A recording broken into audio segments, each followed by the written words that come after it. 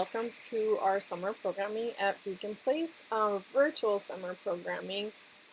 Today I'm going to talk a little bit about how to get on Zoom. My name is Elizabeth and I'll be an intern throughout the summer, mainly for 4th and 5th grade, but for 1st and 3rd grade as well. So you'll be seeing me on Zoom. And I kind of just wanted to do a little tutorial on how to get on Zoom and use some of the features that we will be using just so you're a little more familiar with it. So the first thing I would do, especially if you're planning to use a laptop or a computer, is just Google search Zoom. And then in the first kind of link that pops up, you'll see this option that says sign in. So I would click that. And then it'll take you to this page where you can sign in if you already have an account. And if you don't, that's totally fine. You can go ahead and click this orange button where it says sign up, and it's completely free. And that is how you can get an account. So I'm going to go ahead and sign in with Google just because my information is already saved on here. So I'm already signed in, and this is kind of what I'm seeing on my end. It'll be a little different than what you will be seeing on your end, but essentially you will receive an email with an invitation link from the intern that you will be volunteering with. And that link will look a little something like this. In your email, it will pop up like this. So you can go ahead and directly click this link, or if for some reason you don't have a link or the link is not working, you can go ahead and go back on Zoom and click join a meeting here at the top, and then it'll ask you for the meeting ID. And the meeting ID will be in that same email with all the information, and so you can just copy and paste that meeting ID, paste it into here, click join, and then you will see kind of this launch screen. And then you're going to click open zoom.us, and then it'll take you to, the screen might look a little different just because right now I'm the person hosting the meeting, and you will be kind of the persons participating in the meeting, but either way it will ask you if you want to join with computer audio, and you should click yes, join with it. And then this is very important, once you're in the meeting, make sure, so you see this popped up that I'm muted now, so we don't want to be muted. Well, the students should be muted if there's instruction going on, but once you get in, not everyone will be in yet, so we'll just be waiting a little bit, and during that time definitely feel free to talk to the students so you can unmute yourself, and then also start your video so everyone can see you. So now you can see me on the screen, and this is how when you click start video, if you can see yourself, then you know that everyone else can see you. Essentially, I just want to show you kind of what you will see when the host, or like the lead intern in this case, is inviting you to a breakout room. And a breakout room is kind of like the little groups. It's like in person when we get into little groups, like little reading groups or just like small groups, so that you have a couple of students and you all kind of work together and discuss. So it's essentially the same thing, but obviously on Zoom. So let me go ahead and show you that. So you'll get kind of a message that pops up here, and the students who will be in your group will get the same message. So you're gonna click join breakout room, and then it's going to take you to that breakout room. So right now I'm the only person in the breakout room, but when you're in the session, obviously there will be about like 5, 6, maybe 7 students with you in that same breakout room. And you'll be able to see them kind of just like their little pictures on the screen. Everyone's just kind of little video. You'll be able to see it, and I can't see it right now because there's only one person, who's me, in this meeting, but usually up here there's a little grid that says like gallery view, so you can click that and you can see everyone's screen at the same time. I think that's kind of the most effective way to see the whole group. And so one of the features that I want to go over is share screen.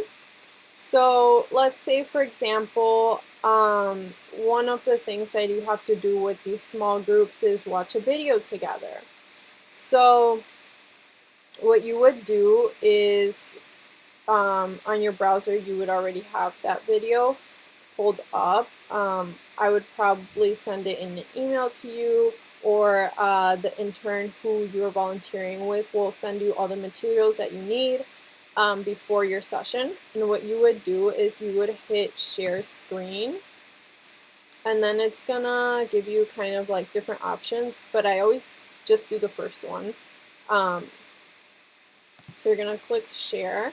So now once you do that, all your students can see what you're seeing on your screen.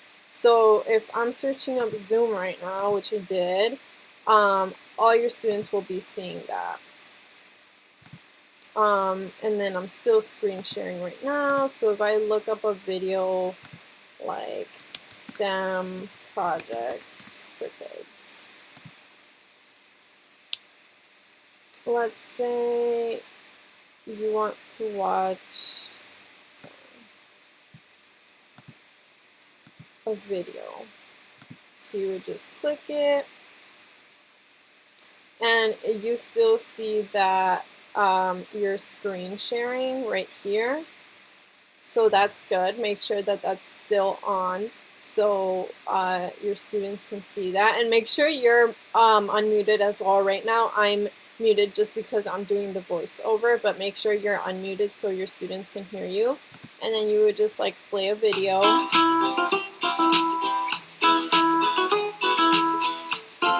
So your students are seeing what you're seeing on your screen, and they're also hearing it. So once the video is done, or once you just have to stop sharing your screen, maybe it's time for a discussion or something and you don't need to be sharing anything anymore, you can just click stop share and it'll take you back to this. They won't be seeing your screen anymore. And then another thing that we will be encouraging students to use, and during small groups, it's not entirely necessary. It's up to you since they will be in smaller groups. But we are kind of encouraging when we're in larger groups for all the students to be muted. And if they want to say something, they will be clicking reactions and then click either this. So then you will be seeing that on your, or you can click the other one too. And you'll be seeing that on their little box. So that's kind of like they're raising their hand. So if they click that, it means that they want to say something and you can call on them and they will unmute themselves and say whatever they want to say. And then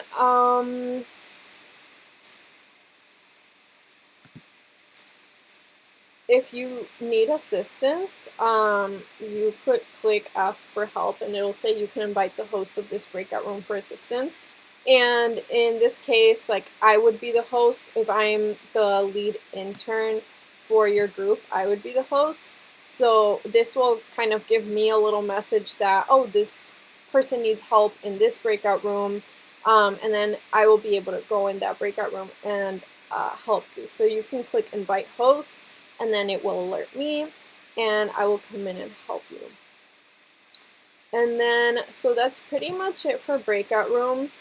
As the host, I'm able to pop in and out, for example, or any, if you're with a different intern in their group, they will be able to pop in and out of every breakout room, and they should be periodically just popping in and out, seeing how everyone is doing if they don't have a group. So just look out for them, and if you have a question, again, you can ask for help. And then so once the intern decides to end the breakout rooms for the day, they will close the rooms and you will get a message that looks like this, and then you can just put return to the main screen. The students will get the same message, and then you'll be returning to the main session. And then here's where you can see everybody, and this is kind of what I talked about earlier with gallery view. So if I click gallery view, I could see the hosts and myself. And obviously the more people that there is in the meeting, the more little squares there'll be, so you can see everybody. All right, I hope this was very helpful, and please let me know if you have any questions.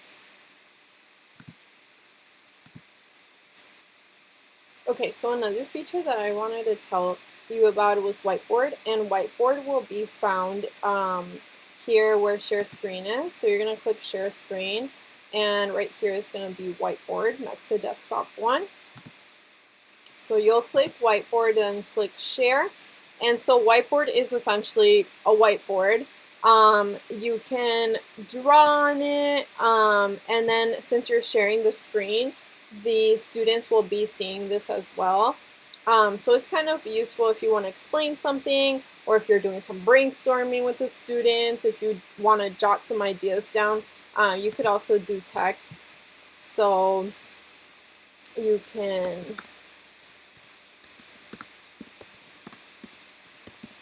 type, you can erase too, you can draw. So this is another very helpful feature. And again, just like the regular screen share, once you're done using the whiteboard, you can just click Stop Share, and your students will then again just see you.